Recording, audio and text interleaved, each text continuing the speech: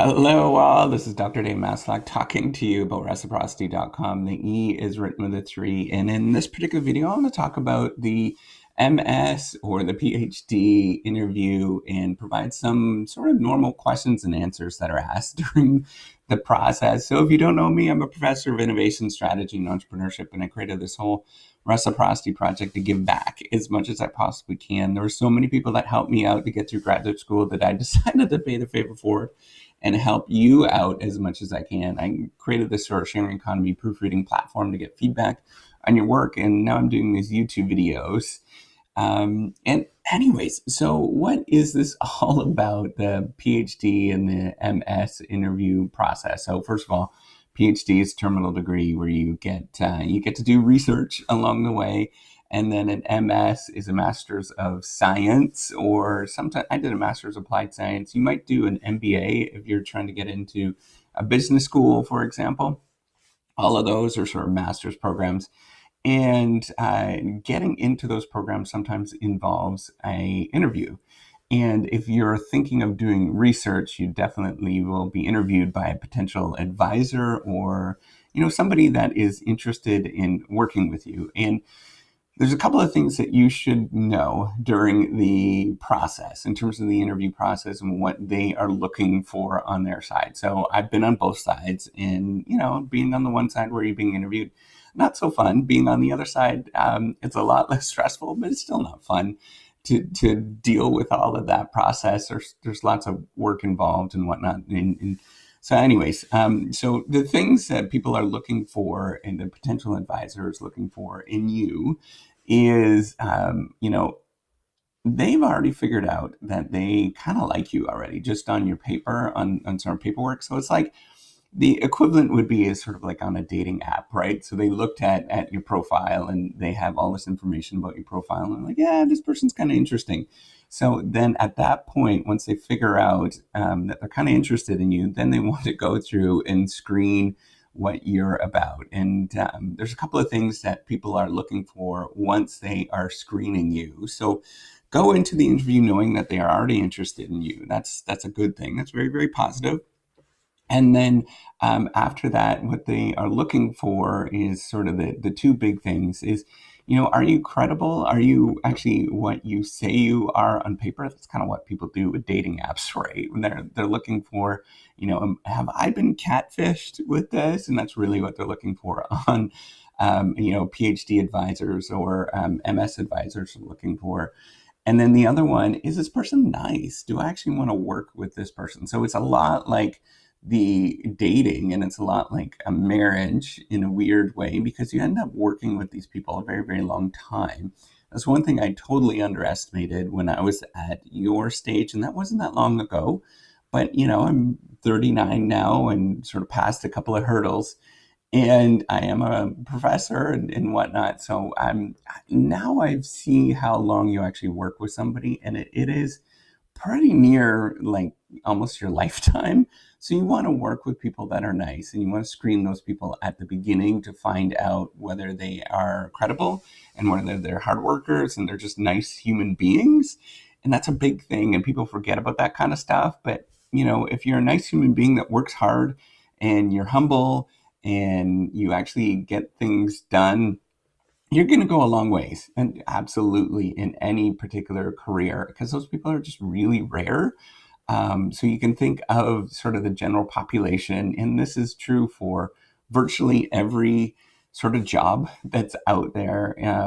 We're pareto distributed. I know that seems a little bit crazy of a big word to say, but basically it means that 80% of the people that are out there are, and then there's 20% that are pretty good.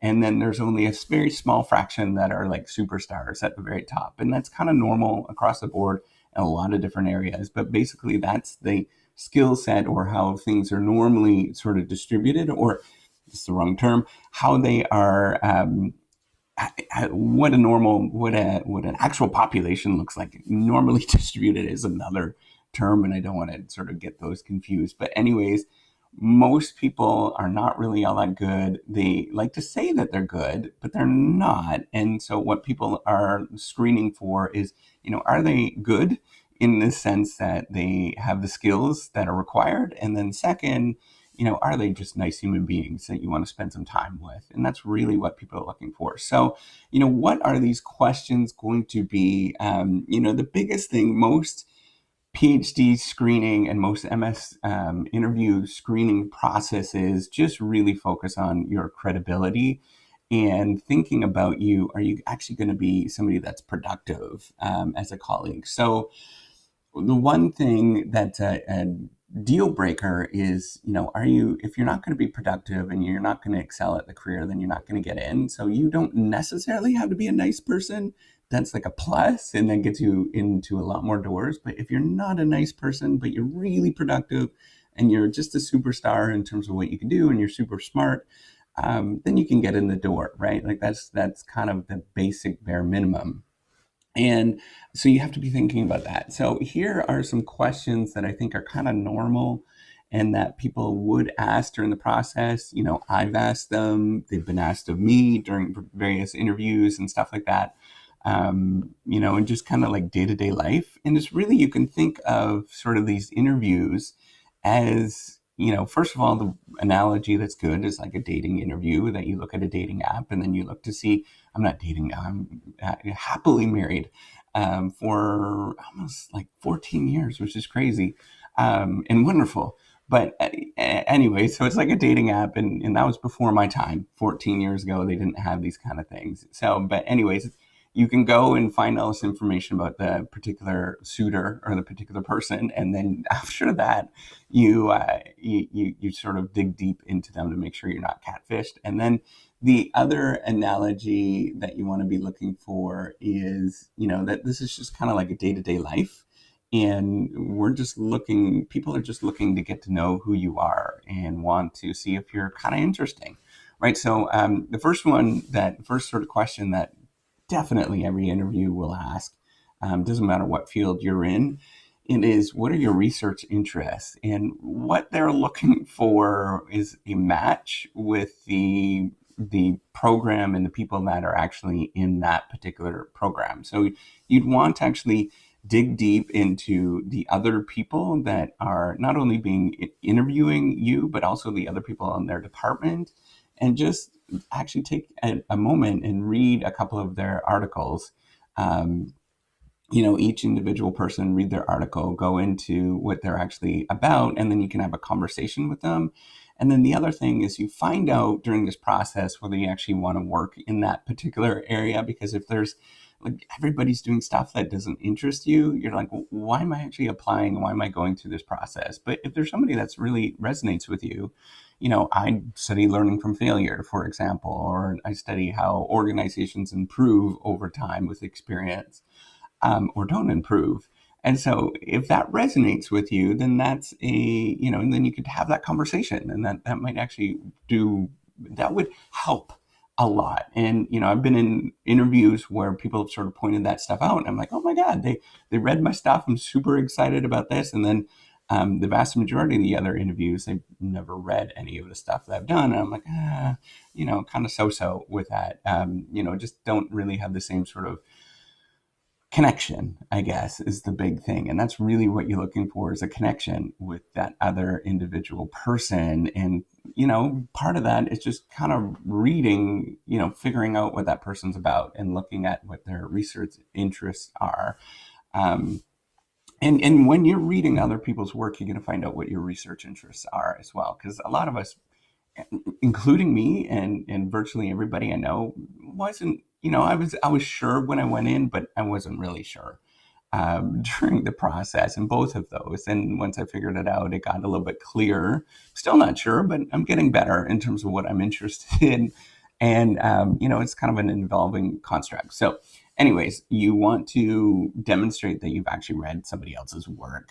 That's going to be your job, and that's the whole process of actually learning things. So definitely do that in terms of the research interests.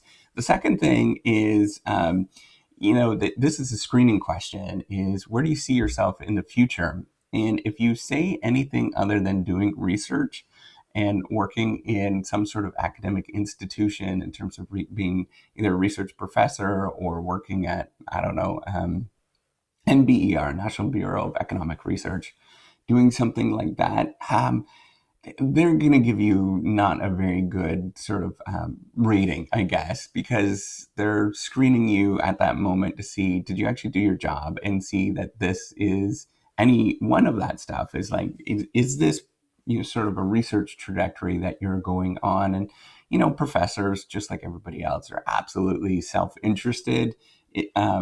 We all are. Human beings are very much self-interested. And we're just looking to see if we can, um, have you leverage some of the knowledge that we sort of give you, right? And then if you write papers and you sort of partner, or you become famous and stuff, and you recognize those particular advisors, that looks good on us. And so that's what we're looking for. And if you say that you're going to go into consulting or something like that, which I did, I was kind of dumb, and I made that mistake early on, and I kind of learned that mistake early on, and I stopped saying anything like that. Not really into consulting. Once I sort of learned what it was about and what I'm about, I kind of sort of steered the direction. But I was really young. I think I was like 23 when I started the whole process. I just didn't know what I really wanted. But anyways, that's what you want to communicate, is that you want to do research, and you're going to continue on doing research in sort of academic environments. The other thing is, we're going to be screening you for your work that you've actually submitted during the PhD process or application process. So they're going to be wondering, is this work that you submitted, is that your own work? And did you actually do that work? So there might be questions about that particular project or paper that you submitted.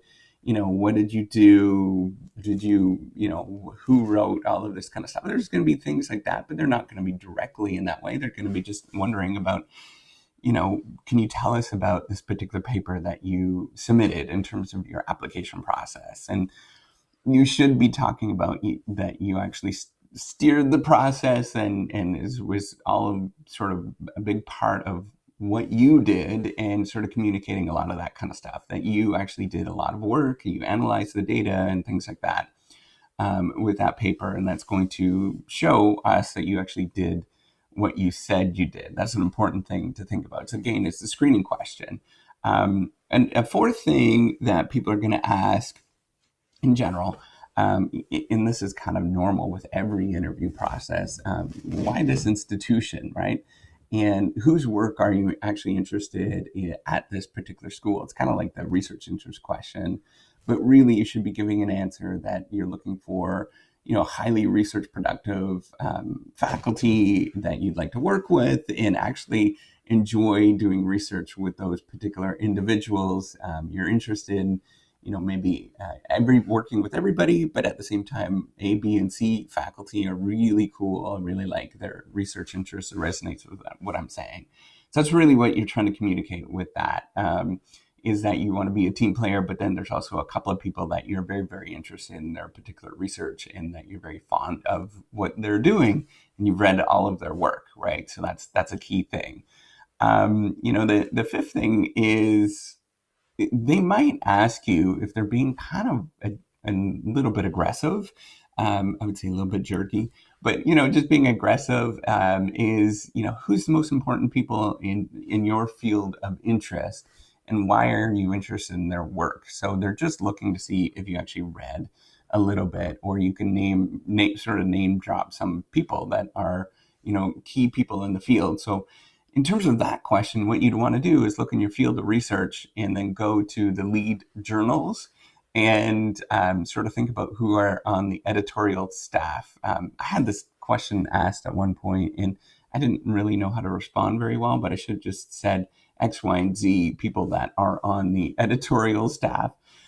This was years ago, but it was a tough question. I didn't know how to really respond to it. But basically, what they're looking for is lead people in the field, and whether you actually know the field a little bit. And knowing what I know now, that might have been sort of a different story. But at the same time, I kind of blink out with these kind of things.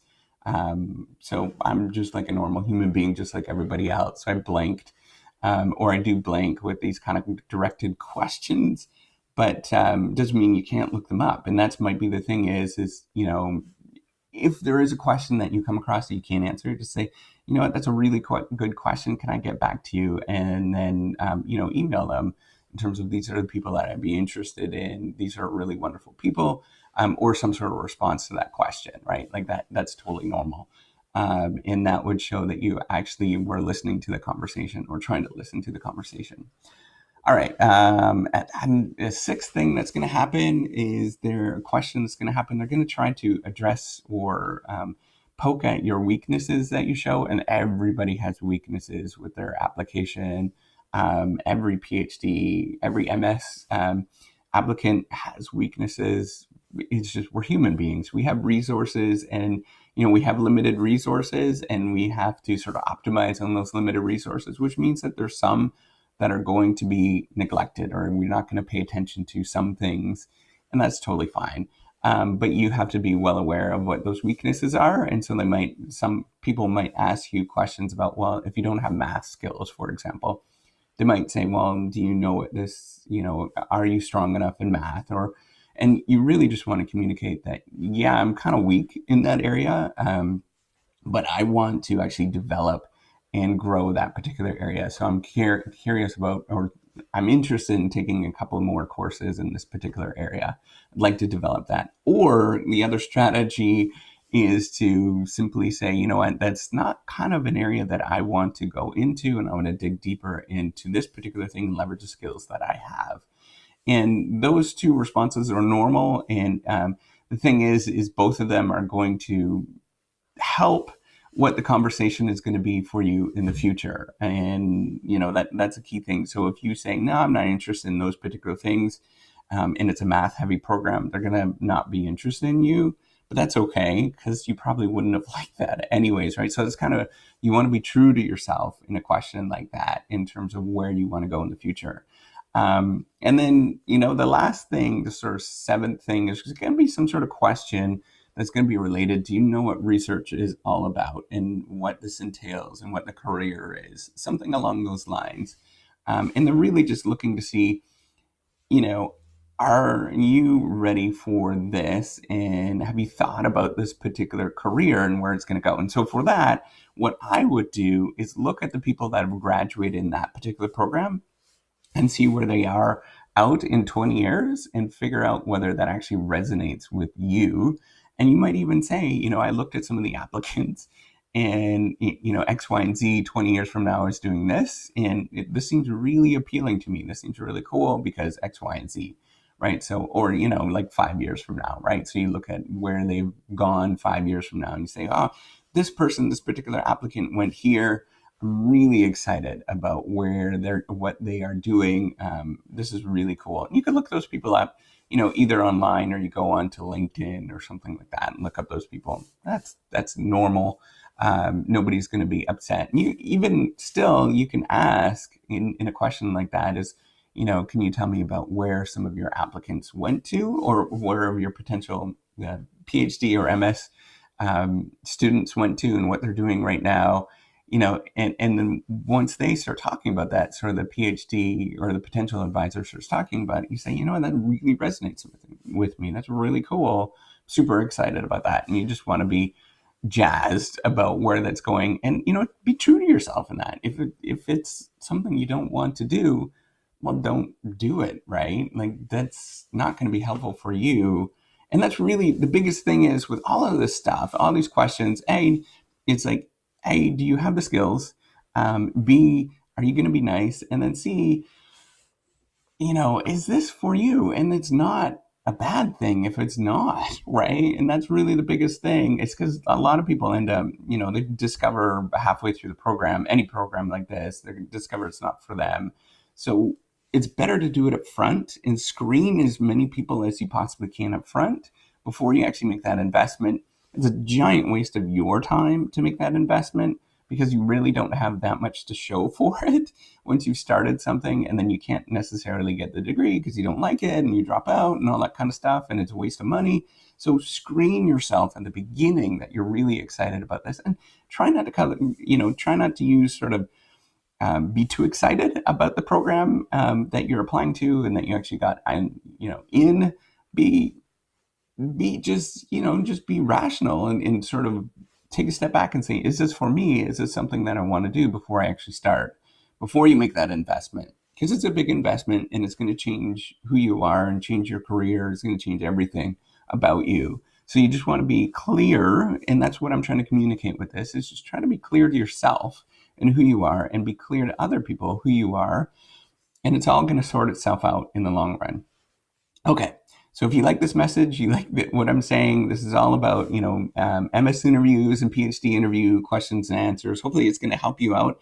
And I think it's actually going to make you ace the graduate interview by going through and thinking about these particular questions. And, being true to yourself is really what it's all about. And if you can be true to yourself and communicate that it's who you are as an individual, and that you're actually a credible individual, and that you're nice, you're good as golden, I think. Okay, so if you like this video, give me a thumbs up. Do appreciate it, and do subscribe to the YouTube channel. All right, take care. Bye.